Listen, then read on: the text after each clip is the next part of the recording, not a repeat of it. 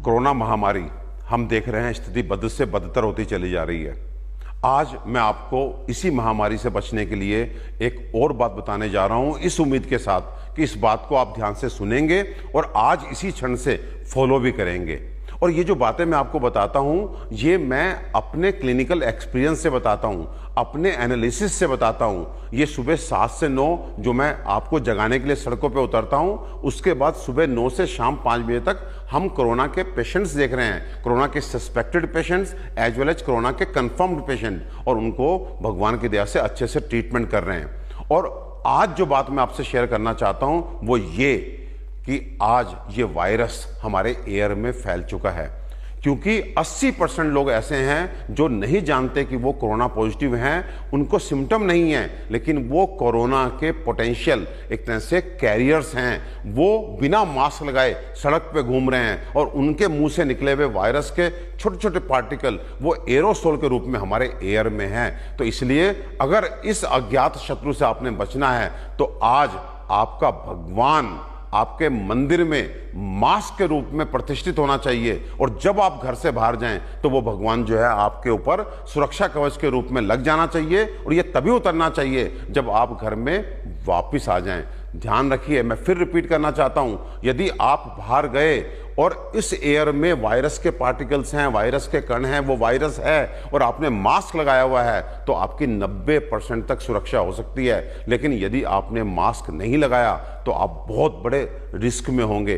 तो बाहर चाहे आप किसी काम से जाएं, जरूरी काम से जाएं या सुबह घूमने के लिए जाएं, और आपको कोई आदमी नजर ना आए, तब भी आपको अपने मास्क को नहीं हटाना है। इस समय हमारा भगवान ये कपड़े का छोटा सा टुकड़ा जिसको हम मास्क बोलते हैं वो है, उस पर पूरी श्रद्धा रखिए और अनुशासन से उसको अपने से चिपकाए रखिए। अगर आपने इसके साथ जरा सी भी असावधानी की या इसको लगाने में जरा सा भी आपने आलस दिखाया तो आपको बहुत बड़ा भुगतान भुगतना पड़ेगा। एक बात और कहना चाहता हूं कि कुछ तो कुतर्क चलते हैं कि वायरस का साइज ये है, मास्क का साइज ये है, तो ये रोक नहीं पाएगा। तो इन सब कुतर्कों में आपने नहीं जाना। वायरस अकेले ट्रैवल नहीं करता, वो एक तरह से ड्रॉपलेट की फॉर्म में होता है। अगर आपने मास्क लगाया हुआ है तो वो आपके मास्क के थ्रू अंदर नहीं प्रवेश कर सकता, इसकी बहुत अधिक संभावना है।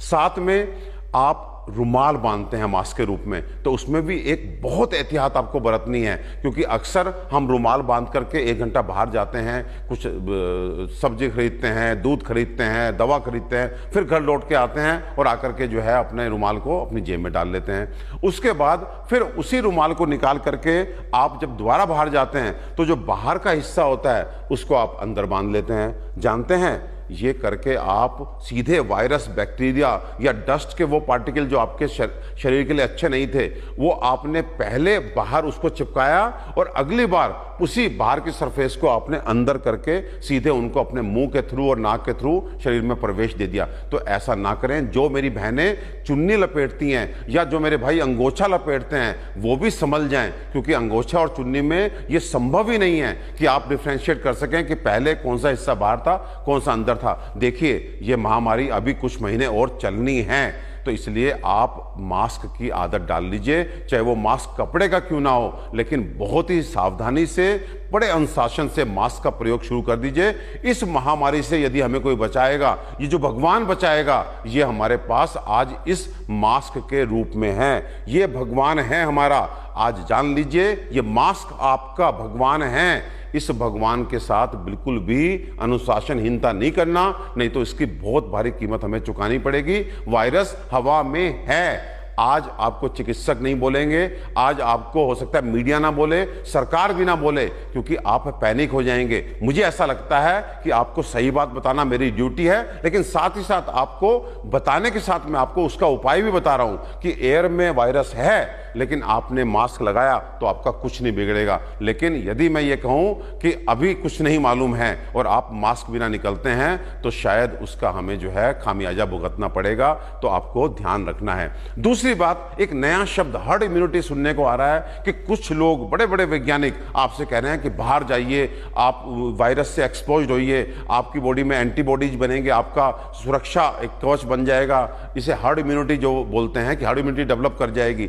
लेकिन भैया, आप बाहर निकलेंगे, डेफिनेटली हार्ड इम्यूनिटी डेवलप करेगी, लेकिन किस कीमत पे? 100 में से 2 से 3 लोगों को मार करके।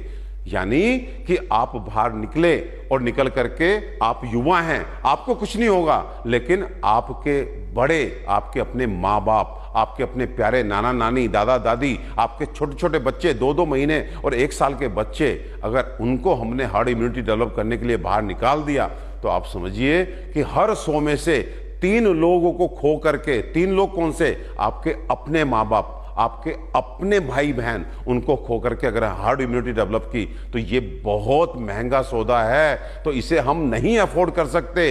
प्लीज आप हार्ड इम्यूनिटी को दुस्साहस दिखा करके डेवलप मत कीजिए। आप सारे प्रिकॉशंस लीजिए, और सारे प्रिकॉशन लेने के बाद भी, क्योंकि अब वायरस हमारा एक तरह से कम्युनिटी स्प्रेड में आ चुका है, थोड़ी बहुत चूक होगी, वायरस इतनी मात्रा में अंदर जाएगा कि आपका एक तरह से हार्ड इम्यूनिटी नेचुरली डेवलप कर जाएगी। लेकिन दुस्साहस करते हुए बाहर आकर के हार्ड इम्यूनिटी को इंटेंशनली डेवलप करने की कोशिश नहीं करना, क्योंकि ये बहुत महंगा सौदा साबित होगा। और साथ में प्लीज, जो हमने अपने पहले वीडियो में आपको 10 बातें बताई हैं, उनको पूरी तरह से फॉलो कीजिए। वो आपके लिए आज की लक्ष्मण रेखा है। ध्यान रखिए, लक्ष्मण रेखा को हमारी देवी सीता, हमारी मां सीता ने लांघा था, उसके बाद उनको भी भुगतना पड़ा था। तो ध्यान रखिए, इस लक्ष्मण रेखा को लांघने की कोशिश मत करना।